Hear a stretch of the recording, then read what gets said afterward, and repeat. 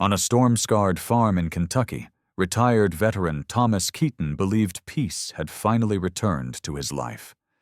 But when the ground split open after a midnight tremor, his loyal German shepherd, Ranger, dragged him to the edge of a hidden tunnel. What lay inside was not just earth and stone, but a secret buried for decades, powerful enough to threaten everything he loved. This is a tale of resilience, betrayal, and the unbreakable bond between a soldier and his steadfast dog. Before we begin, tell me where you're watching from. Drop your country in the comments so we can see how far this story travels. Winter in eastern Kentucky had a way of pressing down on everything, turning the sky into a heavy slate and the wind into a blade. In town, the single traffic light on Main Street blinked stubbornly through the gloom, while the gas station's neon sign buzzed and flickered like it was tired of its job. The diner's windows were fogged with the warmth of coffee and conversation, but step outside and the cold slapped hard enough to remind every soul that January did not forgive. Beyond town, the countryside rolled out in hills and valleys, stitched with fences, patches of woodland, and the skeletons of old barns leaning toward collapse. It was here that Thomas Keaton, a 53-year-old American veteran, returned after decades of service overseas. Tall and broad-shouldered, Thomas carried himself with the posture of a man who had learned never to slouch under the weight of a rucksack or under the eyes of men who depended on him. His hair, once thick and dark, had faded into salt and iron.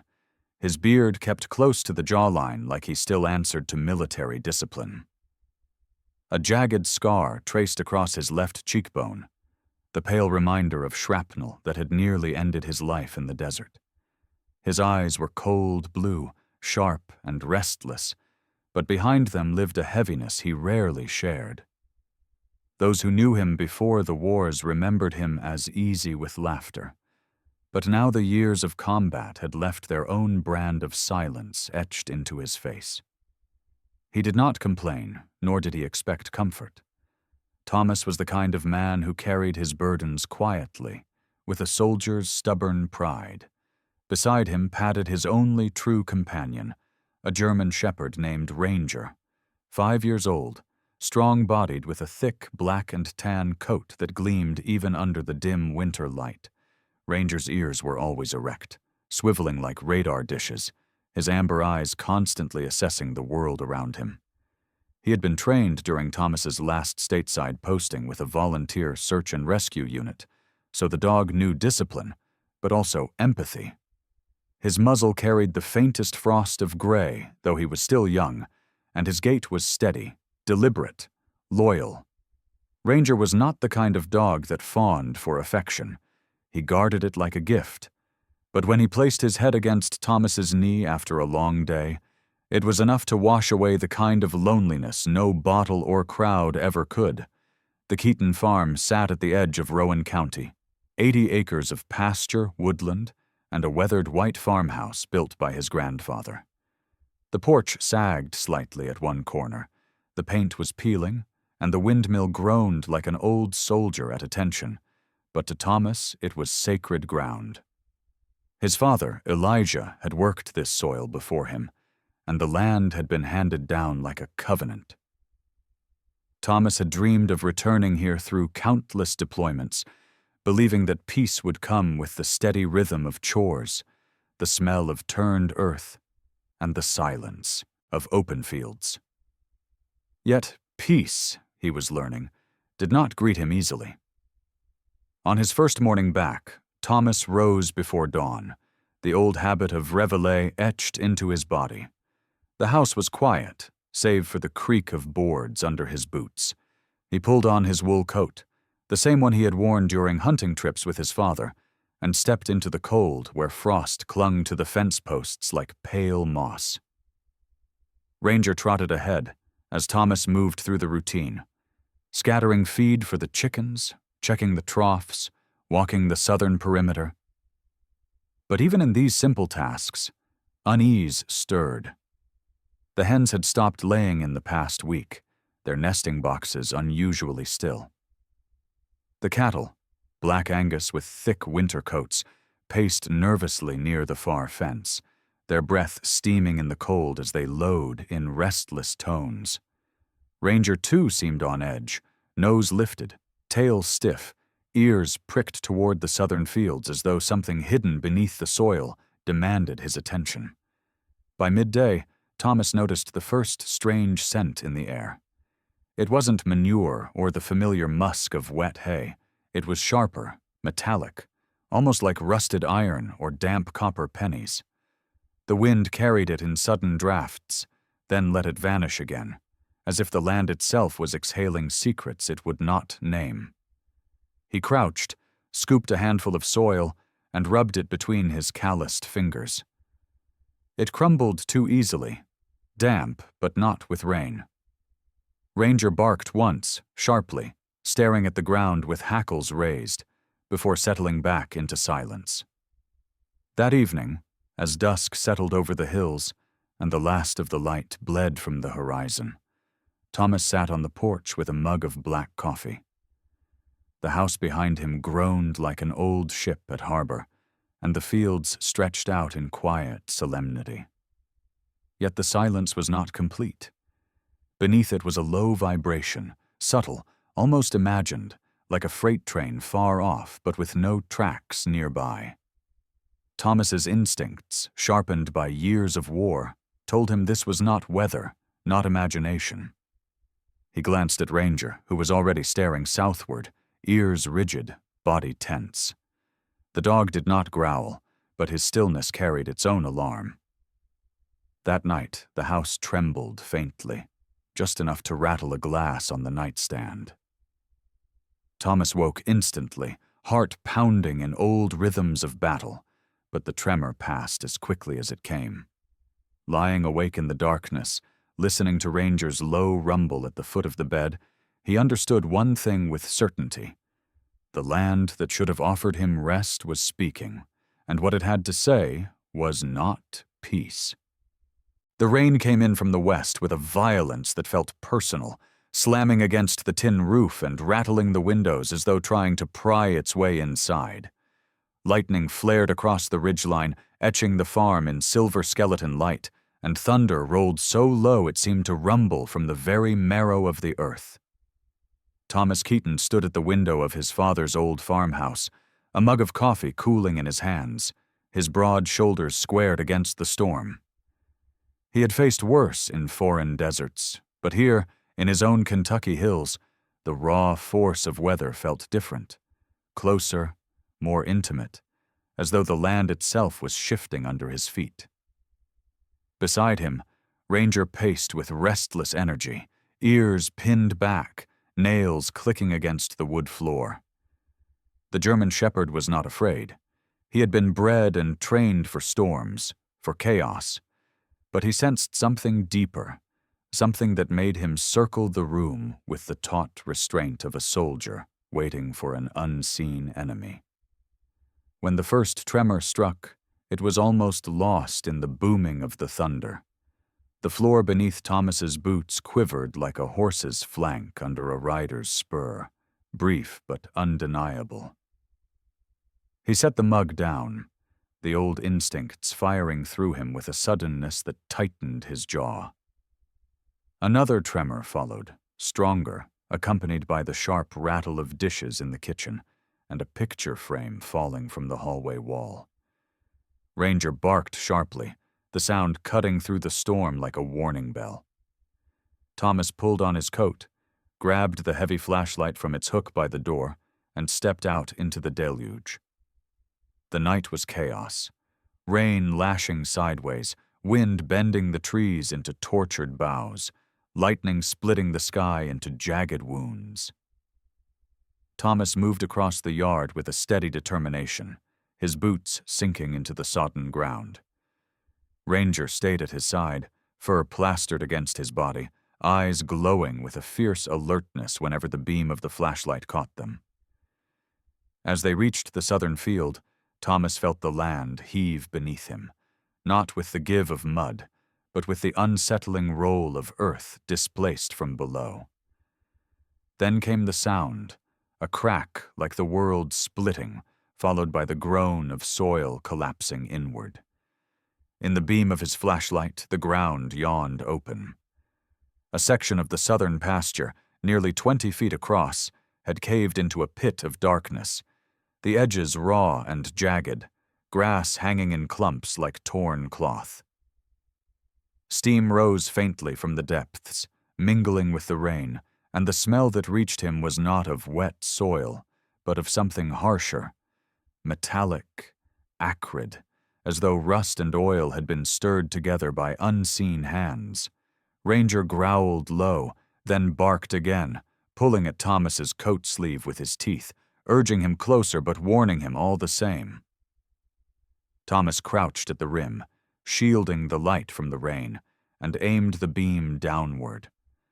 What he saw froze him in place. The hole did not narrow like a natural sink. Instead, it opened into a tunnel, the walls unnaturally smooth, curved with a precision no floodwater or erosion could achieve. The ceiling arched like the rib cage of some buried giant, and the passage stretched on into blackness wide enough for a truck to drive through. Beads of water slid down the walls, but did not disguise the sheen of something polished beneath the dirt. For a long moment, Thomas simply stared, the storm forgotten, his breath shallow in his chest. The veteran in him catalogued details, the circumference of the tunnel, the unnatural regularity of its shape, the faint vibration that seemed to linger even after the tremors ceased. He remembered caves from training exercises, mines abandoned and left to rot. But nothing about this felt like those. This was not accidental. This was made. Ranger barked again, sharp and insistent, the sound echoing strangely within the hollow. The dog's body was rigid, his nose thrust toward the tunnel as though he smelled something Thomas could not. Lightning illuminated the field, throwing their shadows long against the trembling grass. Thomas stood slowly, his hand tightening on the flashlight. His heart pounded not with fear, exactly, but with a recognition that this was the beginning of something far larger than him, far older, perhaps, than the deeds that said this land was his. He glanced at Ranger, who stared back with a steady gaze that said, without words, "We have found something that does not want to be found." He backed away from the rim cautiously, unwilling to turn his back on the dark mouth yawning before him.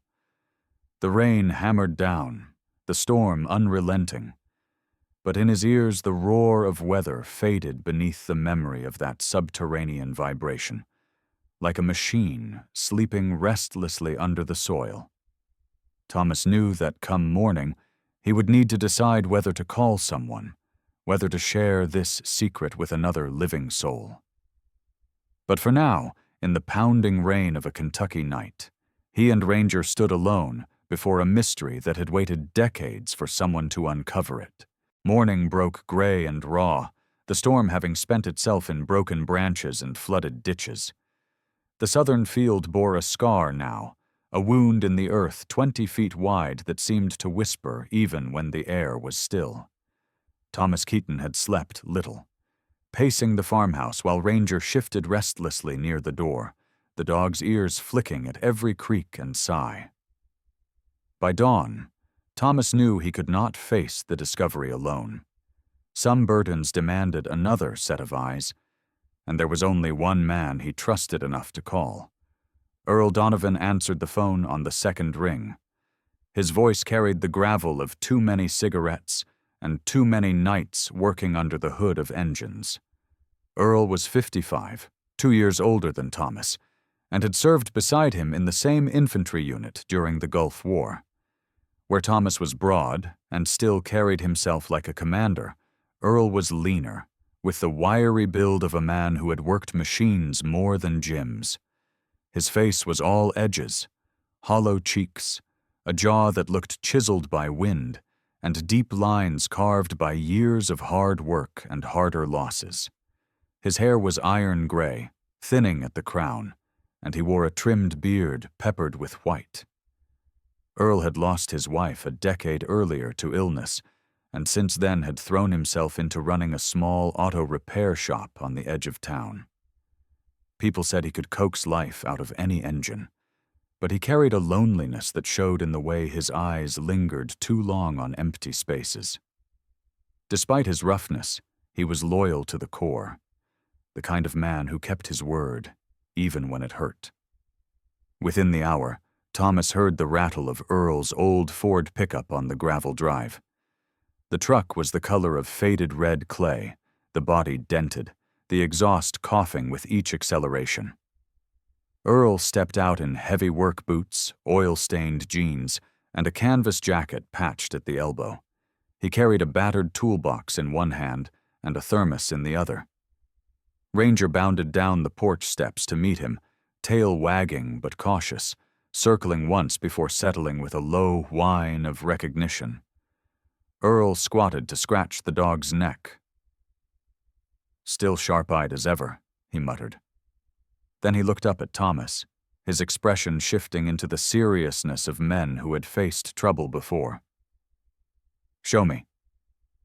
They crossed the soggy pasture together, the mud sucking at their boots. The morning air was cold, sharp with the smell of rain and something else, that same metallic tang that had unsettled Thomas the night before. When they reached the rim of the sinkhole, Earl whistled low, setting down his toolbox with care. The ground had collapsed further overnight, widening the opening, the edges raw with fresh soil. Steam still rose faintly from the depths. Earl adjusted his cap, his eyes narrowing as he studied the tunnel revealed below. "That ain't nature," he said flatly. "That's cut clean." "Hell, that's built." Thomas shone the flashlight down again, and together they studied the smooth curve of the tunnel walls. Earl pulled a pair of heavy gloves from his jacket and knelt at the edge, leaning dangerously close as he scraped some of the dirt loose. What clung to his gloves was not just soil, but a black, viscous smear that smelled of crude oil. He rubbed it between his fingers, then held it to his nose, his brow furrowing. "That's petroleum," he said. "Fresh, not some old stain. Someone's been drilling or running something down here." Ranger growled then, low and steady, his gaze fixed on the tunnel's depths. The sound vibrated like a warning, the kind he used when something unseen was moving in the dark. A moment later, Thomas heard it too. A faint hum, mechanical, rhythmic, pulsing up from the blackness. He felt the vibration in his boots, subtle but real, as though some hidden machine was working beneath their feet. Earl stiffened, his jaw tightening. "You hear that? That's not wind, that's a motor. Big one." They exchanged a look that carried all the weight of their shared years in service. Both knew the sound of machinery underground was no accident. It spoke of human hands, of intention, of secrecy. Earl spat into the grass and wiped his gloves on his jeans. "Somebody's running an operation down there, Tom. And judging by the way they've hidden it, they don't want anyone finding out." Thomas scanned the horizon, suddenly aware of how exposed they were, standing there in plain sight. The storm clouds had broken, and shafts of weak sunlight lit the pasture, but the silence felt heavier than it should. Ranger stayed rigid at his side, ears pinned, tail straight. The dog's instincts had saved Thomas more than once before, and now they told him the truth. Whatever was beneath the soil wasn't meant to be uncovered. Earl took a long pull from his thermos, his weathered hand steady despite the tremor in the ground.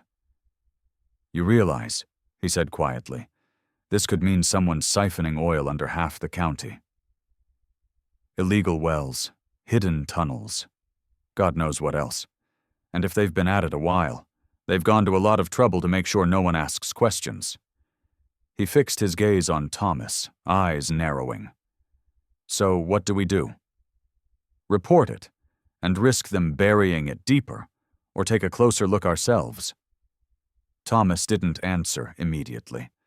The veteran in him wanted to gather intelligence before revealing his hand. He looked once more into the darkness, the smell of oil burning into his lungs, the hum vibrating into his bones. "We get proof," he said finally. "Whatever this is, we don't speak of it until we know what we're dealing with. But one thing's certain. This isn't natural, and it isn't harmless." Ranger barked once, sharp and decisive, as if to seal the agreement.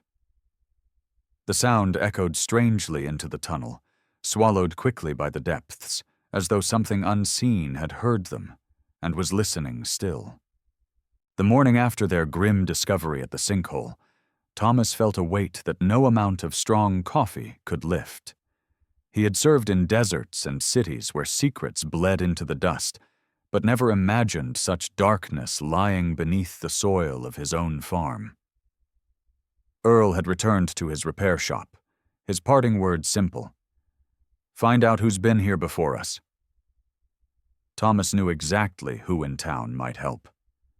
There was a woman who had lived her entire life with one hand in the present and the other clawing into the past.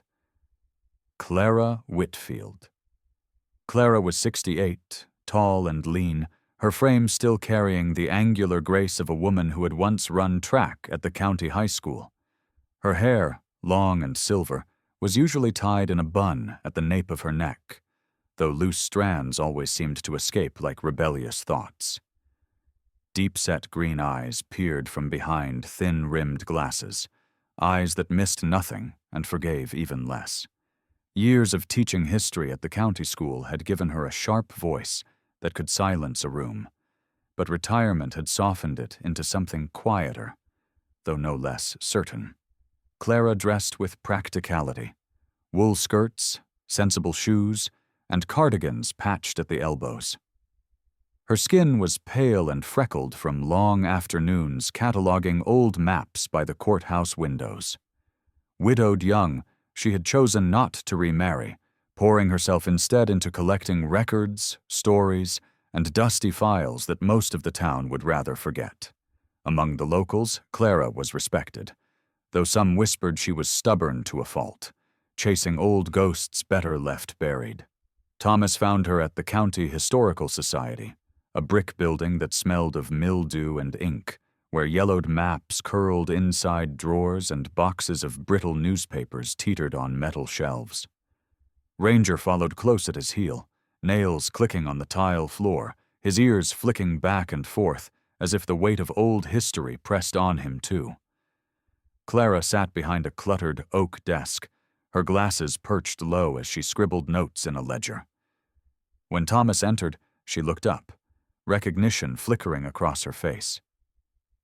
"Keaton," she said, her voice both greeting and accusation. "I wondered when that land of yours would start whispering again." Her words startled him. "You knew?" he asked. Clara folded her hands, her long fingers veined with age but steady. "I know the patterns. The Keaton farm has always carried shadows. People talk less than they used to, but I've kept the files." She rose, moving with the deliberate pace of someone who had grown accustomed to being alone with heavy truths. She led him to a back room where metal cabinets stood like sentinels. Pulling a drawer, she sifted through folders until she produced a stack bound with twine, the papers brittle. The ink faded. "1960s, she murmured. Energy companies came sniffing around here under different names. Promised jobs, prosperity, left behind silence, and confusion. Together they spread the documents on a long table. Ranger sat at Thomas's side, eyes fixed on Clara as though sensing she too guarded something fragile but vital. The first file contained survey maps, stamped with the insignia of Tri-State Midland Extraction, a company Thomas had never heard of. The maps marked his family's land in thick red pencil, the southern field circled again and again. Another folder held correspondence, letters to county officials about mineral rights. Many bore signatures, but the ink had bled too much to read clearly. Clara tapped one with her long finger. They hid behind shell names. Tri-State, then Kendrick's Energy, later something else. Always the same directors, the same men. The most damning was a photograph, black and white, edges frayed, showing a drill rig erected in a muddy pasture. Two men in white coveralls stood smiling beside it, cigarettes dangling from their mouths. In the background, faint but unmistakable, stood the weathered outline of a wooden house, Thomas's father, Elijah's cabin. Still upright then, its chimney a jagged finger against the sky. Thomas felt his chest tighten, as though the air had thickened. "They were drilling," he whispered, his voice hard, "on our land." And no one told my father. Clara adjusted her glasses, her gaze sharpening. "Your grandfather fought them once. There are records of disputes. He tried to take them to court. But those files vanished from the courthouse. The company outlived him, and the town chose to forget." The silence between them stretched, heavy with betrayal. Ranger shifted, leaning into Thomas's leg, sensing the storm inside his master's chest. Thomas thought of Elijah, his father's calloused hands planting corn with reverence, never suspecting that beneath the soil men were stealing what was not theirs. The betrayal settled deep, sour as bile. Clara's voice broke the quiet. "You asked me once why I stayed in this town.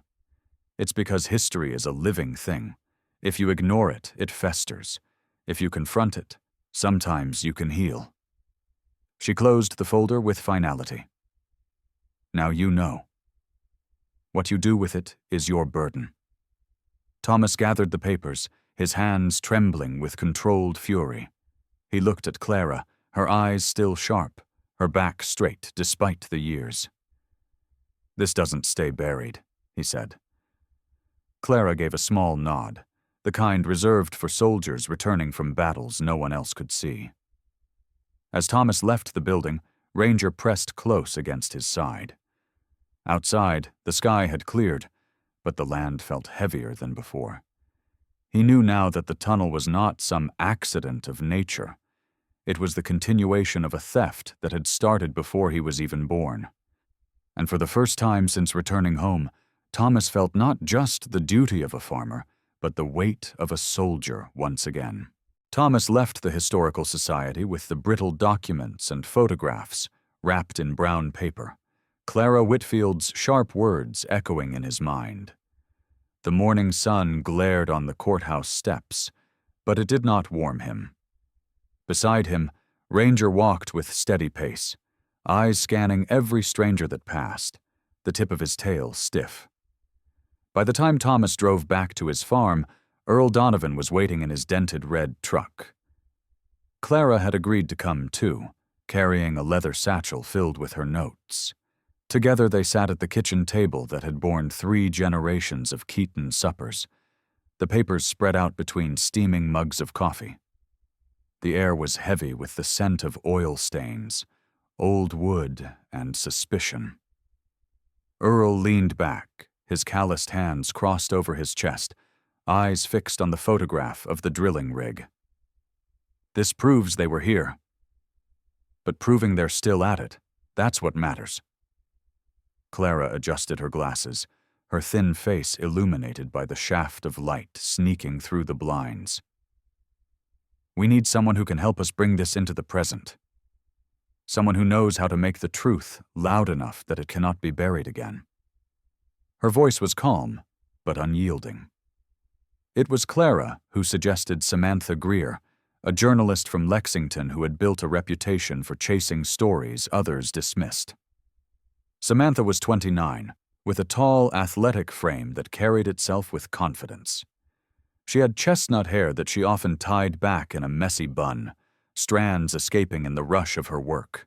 Her eyes were a storm gray, sharp and restless, reflecting both intelligence and a defiance that had cost her more than one safe job in established newsrooms. She had grown up in a small mining town, daughter of a coal worker who died from black lung, and the injustice of watching her father fade had lit a permanent fire inside her. Samantha dressed practically. Jeans, a dark jacket with many pockets, sturdy boots. Her skin was pale, often flushed from rushing between assignments, and her voice carried a mix of warmth and urgency that drew people to tell her their secrets. When Thomas called her, she answered in clipped tones, as though already running toward the next lead. "If what you say is true," she said, "then it's not just local corruption. It's theft, maybe even environmental crime. I'll bring my gear." 2 hours later, her dusty sedan pulled into the Keaton driveway, the trunk stuffed with tripods, cameras, a portable recorder, and sealed sample containers. Ranger bounded toward her at first, barking once before circling. Samantha crouched low, offering her hand, her smile faint but steady. "Hello, soldier," she murmured, meeting the dog's amber gaze without flinching. Ranger sniffed, then relaxed, tail thumping once against the porch step. Thomas watched carefully, noting that his dog's acceptance came rarely and never falsely. They planned through the afternoon. Earl sketched the shape of the sinkhole on a piece of scrap paper, marking where the tunnel curved. Clara read aloud from the letters, tracing the names of directors that kept reappearing under new companies.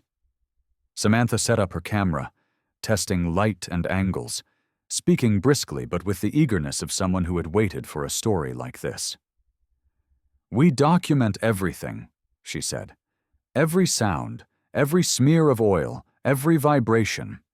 If we can prove this operation is still active, no one can dismiss it as rumor."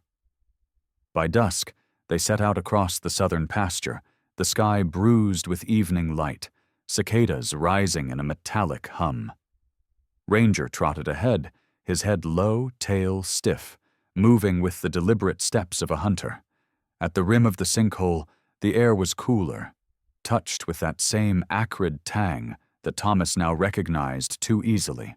Samantha lifted her camera and filmed the collapsed earth, narrating in a steady voice, the lens catching the jagged edges and the faint shimmer of moisture along the tunnel walls. Earl clipped a flashlight to his belt and began lowering a length of rope. "If we're going in, we do it right," he muttered. Thomas tied the line to an old fence post, testing the knot twice, habits of a soldier drilled into muscle. Clara remained at the rim, notebook in hand, recording times, observations, every detail she could capture. Samantha strapped a headlamp across her forehead, eyes bright with anticipation. "Let's see what they've been hiding." One by one, they descended. Thomas went first, boots pressing against the slick soil, Ranger whining above before leaping down beside him with feline grace. Earl followed, grunting as the rope creaked, then Samantha with her camera secured to her chest. The tunnel swallowed them, the air heavy, carrying the faint echo of something turning deep within. Inside, the walls bore fresh streaks of black. Thomas scraped a finger across one and held it up to the light. Oil, wet and recent. Ranger sniffed and growled softly, tail low, hackles prickling. The faint hum that Thomas had heard days earlier was stronger now, pulsing like a hidden heartbeat. Samantha crouched, unscrewing a small vial, scooping soil laced with oil, sealing it tightly. Her expression was grim. "This isn't abandoned," she whispered. "They're still working here." Further down, Earl froze, raising a hand. On the packed earth floor were boot prints, crisp and recent, the edges sharp, not yet softened by time. Thomas crouched to study them, his soldier's eye measuring the weight and stride. "Less than a day old," he said. Ranger sniffed the tracks, barking sharply once, his body tense as a wire. Samantha filmed them, her camera capturing every detail. The hum grew louder as they moved forward, joined now by a faint metallic clatter, as if tools had been dragged across the stone. Thomas raised his hand, signaling silence, the gesture instinctive from years of command. They listened. Somewhere, ahead, beyond the arc of their lights, the tunnel curved deeper into the earth. The sound of machinery throbbed faintly, and in that sound lay the certainty that men had been here, were maybe still here. Thomas tightened his grip on the flashlight, his other hand brushing the cold stone of the tunnel wall. Ranger pressed close, his growl steady, a sentinel against what waited beyond. "We've got what we came for," Thomas said finally, his voice low but firm. "Proof, samples, footage, prints. We push further and we risk running into whoever left those tracks." Earl's jaw worked, but he nodded. Samantha hesitated, her gray eyes flashing with the hunger of a journalist chasing truth. Yet she too knew the wisdom of retreat. They climbed back up into the twilight, the wind moving through the pasture like a whisper of warning. Clara looked at them as they emerged, her gaze sharp on the vials and the grim set of their mouths. "Well?" she asked. Thomas handed her the sample, Samantha adjusting her camera strap. "It's alive," Samantha said simply. "The tunnel isn't history. It's an operation, and it's happening now." Ranger shook himself free of dirt, then sat at Thomas's heel, staring into the dark hollow as though daring it to breathe again. The decision to return came quickly, driven by a mix of fury and determination. The evidence they had gathered was undeniable, yet Thomas Keaton, Earl Donovan, Clara Whitfield, and Samantha Greer all knew that without further proof of who stood behind the tunnel, the world outside their county might dismiss it as rumor. They met again at Thomas's farmhouse kitchen table, maps and notes spread beneath the yellow glow of an old lamp. Rain tapped against the window panes, a softer echo of the storm that had revealed the sinkhole. Ranger lay by the stove, eyes open, ears twitching, as if listening not just to the house, but to the weight of secrets beneath the ground. Samantha insisted they needed to push deeper. Her gray eyes were fierce, voice clipped but steady. "People won't believe oil stains and boot prints. They'll say it's kids, or an old shaft. We need names, machines, logos, something that ties this to a living company." Earl grunted, leaning forward, his elbows on the scarred wood table. "And when we find it?" "These aren't the type of men who thank you for uncovering their secrets. They'll fight back." Clara's long fingers rested on a folded letter, her expression calm but cold. "That only proves the danger is real. We can't walk away by dusk." They were back at the rim of the tunnel. The sky hung low, bruised purple, the air damp with a strange tang of sulfur. They descended in silence, Thomas first with Ranger leaping beside him, followed by Earl's wiry frame and Samantha's steady camera equipment. Clara stayed at the top, recording times and details, promising to raise an alarm if they didn't return. The tunnel walls glistened, streaked with black oil, the hum of machinery stronger now, joined by faint vibrations that rippled up through the soles of their boots. Deeper than before, the tunnel widened, and a dull glow emanated ahead. They pressed forward cautiously, Ranger's hackles raised, his body rigid as he padded ahead, tail stiff. Then they saw it. A cavern hollowed out into a control room, its ceiling reinforced with steel beams, the floor smeared with oil stains and tire tracks. Banks of consoles blinked with green and red lights, humming with quiet menace. On the far wall, painted boldly and backlit by industrial lamps, was the unmistakable logo: Dominion Resources. Thomas froze, the sight hammering through him with the weight of betrayal. He had heard the name before in old military reports, a company that had changed shells and signatures for decades, always slipping through legal cracks. Earl's lips curled in a grim line. "So it's them? Same bastards, different century?"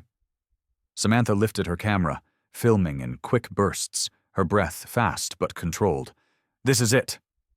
This is what we needed. The sound of metal clattering echoed suddenly, sharp as a gunshot. Ranger barked, lunging toward the shadows at the edge of the chamber. Thomas swung his flashlight and caught the silhouette of a man ducking behind a console. Only a glimpse, broad shoulders, a reflective vest, a helmet glinting in the light, then gone. Earl cursed under his breath. "We're not alone." Before they could react, the ground shuddered violently, a low roar building into a deafening crack. An explosion ripped through the chamber, flames flashing at the far end as soil and rock cascaded from the ceiling. The air filled with dust, acrid smoke, and the sharp tang of burning oil. Thomas stumbled, the force slamming him against the wall, his breath driven from his chest. Chunks of earth rained down, blocking half the passage. Through the chaos, Ranger seized Thomas's coat sleeve in his teeth, dragging him away from a collapsing beam. Earl pulled Samantha back as sparks showered from a ruptured cable. The noise was overwhelming. The groan of metal, the roar of fire, the screams of earth tearing itself apart. For a moment, Thomas thought this was the end, that the tunnel would entomb them all. But Ranger would not let go. The dog pulled with desperate strength, his claws digging into the soil as he hauled Thomas clear of the falling debris. Earl's lean frame braced Samantha, dragging her toward the narrowing path. Thomas forced himself upright, coughing against the smoke, his eyes stinging. He saw clearly now. The explosion had not been an accident. It had been deliberate, meant to destroy evidence and anyone unlucky enough to witness it. They stumbled back through the tunnel, half choked, the ground quivering beneath each step. Behind them, the chamber collapsed with a roar, dust billowing like a storm cloud. Samantha clutched her camera to her chest, her face smeared with soot but her eyes blazing. "They know we're here," she gasped. "They tried to bury us alive." When they finally emerged into the night, Clara rushed to meet them, her silver hair undone, her face pale. She grabbed Thomas's arm, eyes searching his soot-streaked face. "You saw them?" Thomas nodded grimly, holding her gaze. "Dominion resources, alive and well, and they're willing to kill to keep it secret." They stood in the cool night air, the stars indifferent above them, the earth below still trembling faintly from the collapse. Ranger pressed against Thomas's side, his fur singed with dust, his eyes still fierce and unyielding. They all understood the same truth. This was no longer just a mystery. It was war, and their enemy had made the first strike. The night after the explosion, none of them slept. Dust still clung to their hair and skin, soot stained their clothes, and the echo of collapsing stone reverberated in their ears.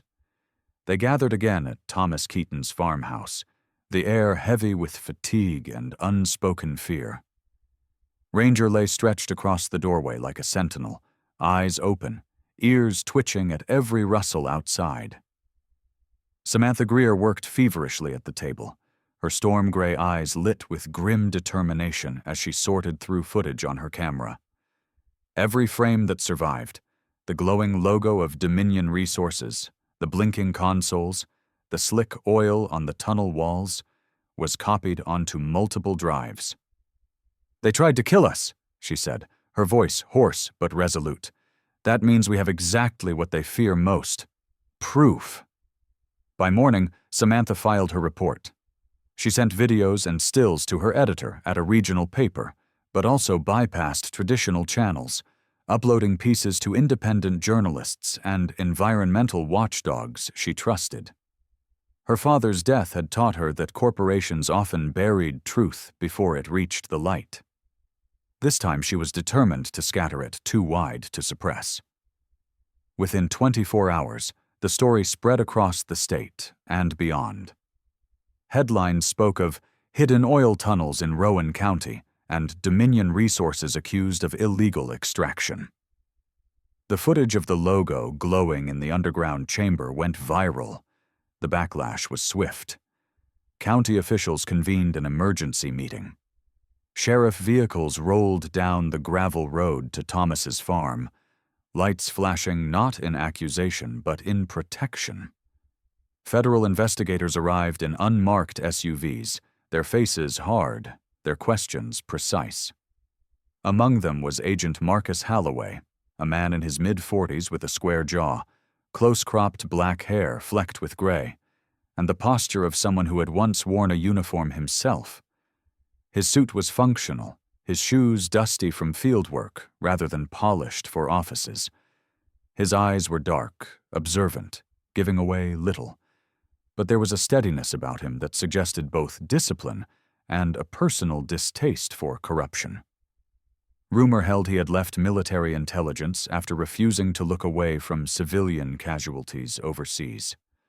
Now he carried that same uncompromising streak into federal investigations. Agent Holloway sat with Thomas at the kitchen table, a recorder between them, the veteran's scarred hands folded on the wood. He listened carefully as Thomas recounted everything: the hum in the soil, the sinkhole, the oil stains, the explosion. Ranger sat at his master's heel, occasionally glancing toward the window as if guarding against threats unseen. When Thomas finished, Holloway gave a single nod. "You did the right thing bringing this forward. It won't be easy, but it won't be buried." Raids followed. Dominion's satellite office in the county, a plain building disguised as an agricultural supply chain consultancy, was stormed by federal agents. 3 men were taken into custody: a project manager with slicked-back hair and hollow eyes, a site engineer whose nervous hands betrayed him, and a logistics officer who, under pressure, offered names and dates in a voice cracked with guilt. Documents seized matched refinery logs, connecting illegal extraction to legitimate energy partners hundreds of miles south. Clara Whitfield, watching it unfold from the courthouse steps, murmured, "History always leaves fingerprints, if you know where to look." For Thomas, the following days blurred together, signing statements, answering questions, watching strangers comb through the land his family had tilled for generations. Yet when he walked the fields at dusk with Ranger, he felt something shift. The air no longer carried that acrid tang of oil. The cattle, once restless, grazed in calm arcs. Even the bees, absent for seasons, began to hum again along the fence rows as spring advanced. A year later, the farm bore little trace of its ordeal. Corn grew tall and green, the soil richer from careful tending. Wildflowers spilled in color along the pasture edges, and the southern field, once scarred by a sinkhole, was seeded with clover that thrived under open sky. Ranger, now 6, moved with the steady gait of a dog still in his prime, his muzzle just beginning to silver. He patrolled the fence line each morning with Thomas, their bond deeper for the trials they had endured together. On an evening washed in golden light, Thomas leaned against the wooden fence his grandfather had built, the boards weathered but strong. He watched the horizon ripple with green fields and quiet woods, the land once violated now breathing free again. Ranger pressed close at his side, amber eyes surveying the calm expanse. Thomas rested a scarred hand on the dog's back, feeling the warmth of life and loyalty beneath the thick coat. For the first time since returning from war, peace was not a dream, but a presence. Fragile, hard-earned, yet real. The land of his fathers had been returned to him, not just as soil, but as sanctuary. Sometimes God allows the earth to tremble not to destroy us, but to uncover the truth hidden beneath our feet. What Thomas and Ranger found was not just a tunnel or a crime. It was a reminder that even in the darkest places, light will break through. The Lord works in mysterious ways, turning pain into redemption and restoring what was stolen. Just as this farm was healed, our lives too can find renewal when we trust in His grace. If you believe in the power of miracles, in the quiet hand of God guiding us through storms, then let this story remind you that no shadow lasts forever. Share this video with someone who needs hope today. Leave a comment to tell us where you are watching from. And don't forget to subscribe for more stories of courage, faith, and redemption. May God bless you and your family, and may His light always shine upon your path.